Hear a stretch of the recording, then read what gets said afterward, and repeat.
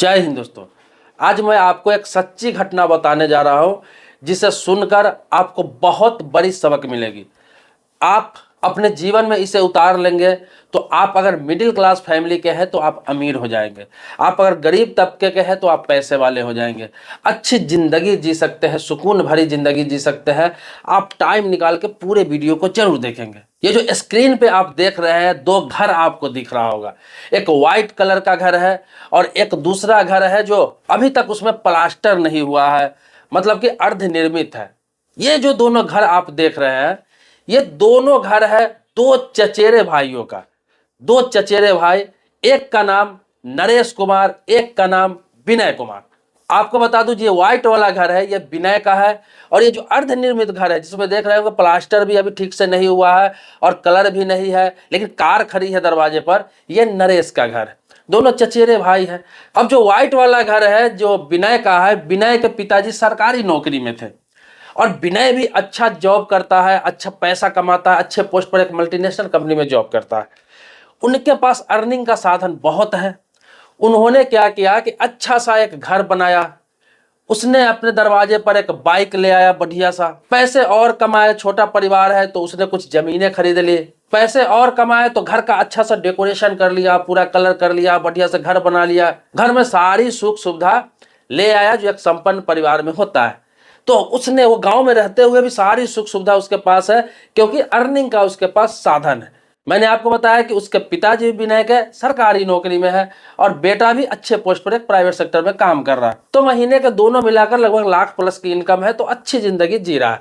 अब हुआ क्या, दूसरा जो नरेश कुमार का घर देख रहे हैं जो उससे भी बड़ा घर है, तो इसने क्या किया, जब इनके चाचा के लड़के ने घर बनाया तो ये आवेश में आकर के मुझसे बड़ा घर कैसे बना सकता है जबकि मेरा चचेरा भाई है, मैं उसे टक्कर दूंगा और मैं भी उससे बड़ा घर बना के दिखाऊंगा। तो वो क्या किया कि उसको देख के उसके बगल में जो इसका जमीन का हिस्सा था उसमें उससे भी बड़ा घर बनाया, जो अभी अर्धनिर्मित है जो आपने देखा, उससे भी बड़ा घर बनाया। और हुआ क्या कि जब इसको पैसे कम पड़े तो ये होम लोन ले लिया। उसके बाद वो अपने चचेरा भाई विनय को दिखाने के लिए ईएमआई पर एक कार भी निकाल कर ले आया अपने दरवाजे पर। लेकिन सारे पैसे खत्म हो गए, इतने कंडीशन इसके खराब हो गए कि घर का प्लास्टर अभी तक ठीक से नहीं हुआ। बड़ा घर तो बना लिया लेकिन उसे मेंटेन भी तो करना पड़ता है। ना आज तक प्लास्टर हुआ ना उसमें कलर हुआ। दरवाजे पर खड़ी है ईएमआई की गाड़ी, उसका किस्त तक नहीं निकल पा रहा है क्योंकि इसके पास इनकम का कोई साधन नहीं है, कोई सोर्स नहीं है। ये लोग पढ़ाई लिखाई ज्यादा नहीं किए, ये एक छोटा सा दुकान चलाते हैं और एक प्राइवेट सेक्टर में ही एक नॉन बैंकिंग कंपनी में काम करते हैं। तो आपको बता दूं, देखिए इनका इनकम भी ठीक ठाक ही है, देखा जाए तो ठीक ठाक ही, एक अच्छा खासा जिंदगी जी सकते हैं। आगे चल के कुछ पैसे बचाते, कुछ करते जीवन में, ये भी इनके पापा भी दोनों मिलकर। लेकिन क्या हुआ कि इनका इनकम 30,000 25,000 के आसपास मंथली है, लेकिन उनका घर का इनकम लाख रुपया प्लस है। और उसको टक्कर देने के लिए सारा चीज ईएमआई पर इसका चला गया। घर भी ईएमआई पर लेकर बना लिया और क्या क्या, गाड़ी भी ईएमआई पर ले आया। टक्कर तो बराबर दे दिया, बराबर क्या, बराबर से ज्यादा दे दिया, क्योंकि विनय के पास तो सिर्फ बाइक है और अच्छा घर बनाया था। इसने तो उससे बड़ा घर बना लिया और कार भी ले आया उसको नीचे दिखाने के लिए, जबकि इससे विनय को कोई फर्क नहीं पड़ा। वो अपना निजी जीवन सार्वजनिक जीवन में लगा हुआ है। अब क्या हुआ, अब बता रहा हूं कि ये घर इतना बड़ा बनाया कि ईएमआई देने के लिए पैसे नहीं हो पा रहा है, घर चलाने में मुश्किल आ रही है। आज तक उस घर का बढ़िया से डेकोरेशन नहीं हुआ, आज तक कलर नहीं हुआ, आज तक ग्रिल नहीं लगा। कार जब से आया तब से निकलती नहीं है। महीने 2 महीने 2-4 किलोमीटर लगा के घुसा दिया जाता है क्योंकि पेट्रोल के लिए पैसे उसको अफोर्ड नहीं कर पा रहा। तो ये होता है गरीबी। अब देखिए अब क्या है कि विनय अब अमीर पे अमीर, अमीर पे अमीर होता जा रहा है। क्यों? क्योंकि वो लाख रुपया प्लस महीना उसके घर का अर्निंग है और 50,000 रुपया बचा के महीने का जो बचता है साल का, वो खर्च करके अपनी निजी सुविधाएं के लिए खर्च करता है। बाकी वो बचत भी करता है 50% पैसा।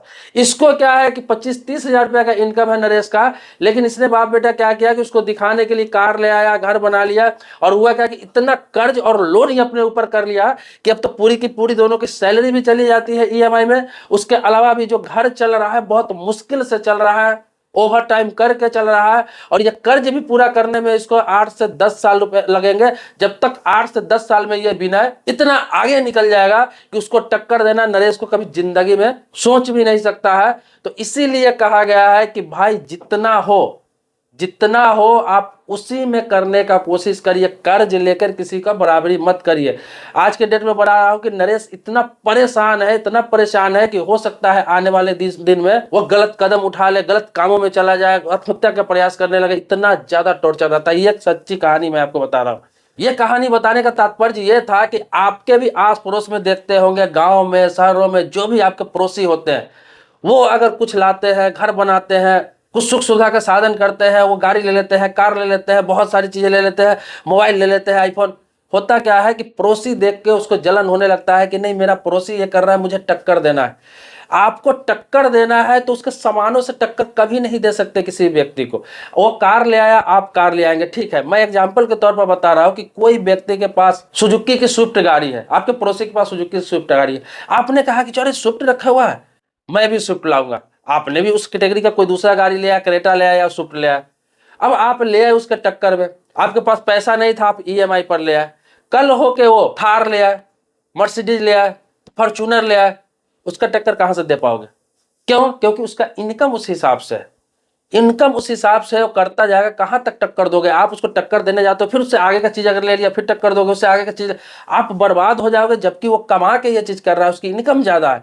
तो ज्यादा फोकस करें। अगर आपका पड़ोसी बहुत ज्यादा तरक्की कर रहा है, डेवलप कर रहा है, आप भी पहले अपना इनकम बढ़ाने पे फोकस करिए।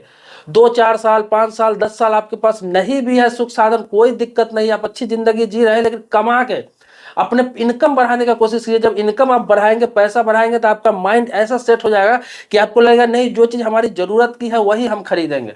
और सारी सुख सुविधा आप पूरा कर सकते हैं, सारी चीजों को अफोर्ड कर सकते हैं, लेकिन कमा के करिए। लेकिन आपकी इनकम कम है तो उसी हिसाब से सब कुछ कीजिए। आप पड़ोसी के टक्कर देने में, भाइयों को टक्कर देने में, रिश्तेदारों को टक्कर देने में, आप चचेरा भाइयों के बराबरी करने में नहीं रहिए। आप इनकम देखिए। अगर आपका चचेरा भाई, ममेरा भाई या फिर आपका पड़ोसी, अगर उसका महीने का 10 लाख रुपया हो सकता है इनकम हो और आपका 20,000 रुपया महीने का इनकम हो, आप आवेश में आके उसकी बराबरी करने की कोशिश नहीं करें। इससे क्या होगा? एक तो मतभेद पैदा होगा, और उसके बाद जो बुरे वक्त में आप फंसेंगे तो वो इंसान आपको मदद नहीं करेगा, क्योंकि हमारी बराबरी करने के लिए काम किया है, अपने सुविधाओं के लिए काम नहीं किया। इसको इसकी जरूरत नहीं थी, बराबरी करने के लिए तो भुगतो।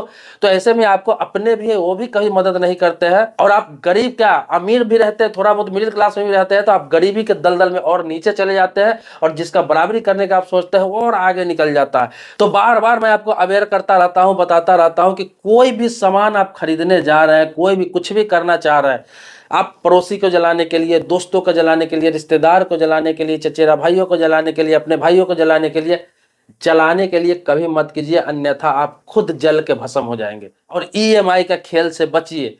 होम लोन लेके घर बनाना, कार लोन लेके दिखाना, लोन पर बाइक लेके महंगे चमकाना, मोबाइल ईएमआई पर लेके चमकाना, ये सब बंद करिए। अन्यथा आप जिसको देख के ये सब कर रहे हैं वो बहुत आगे चला जाएगा, और आप इतना पीछे चले जाएंगे कि इतना ज्यादा गैपिंग हो जाएंगे कि आप जीवन में सोच भी नहीं सकते हैं। आप सिर्फ और सिर्फ अपना इनकम बढ़ाने का सोचिए। आप कम ही पढ़े लिखे हैं, छोटा ही काम करते हैं, आपका इनकम कम है, आपका पड़ोसी बहुत ज्यादा कमा रहा है, आपके जानने वाला बहुत ज्यादा कमा रहा है, आप कोई दूसरा सोर्स ऑफ इनकम करिए। आप अपने कामों में मेहनत कीजिए, नए नए आइडियाज लाइए, नया नया और काम करिए, कुछ भी तिक्रम अपनाइए, लेकिन अपना इनकम बढ़ाने पर जोर दीजिए।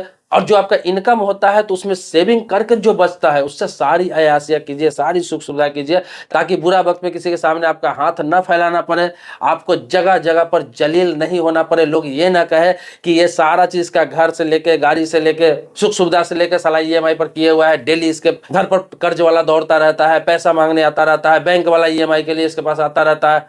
मतलब कि सारी सुख सुविधाएं होने के बाद भी लोग आपको जलील करेंगे, बेइज्जती करेंगे। ऐसा दिन आने मत दीजिए। यही बताने का तात्पर्य था, क्योंकि ये मेरे आंखों देखी घटना है। एक नहीं, ऐसे ऐसे सैकड़ों की संख्या में लोग हैं जो ऐसा करते हैं और बर्बाद होते जा रहे हैं।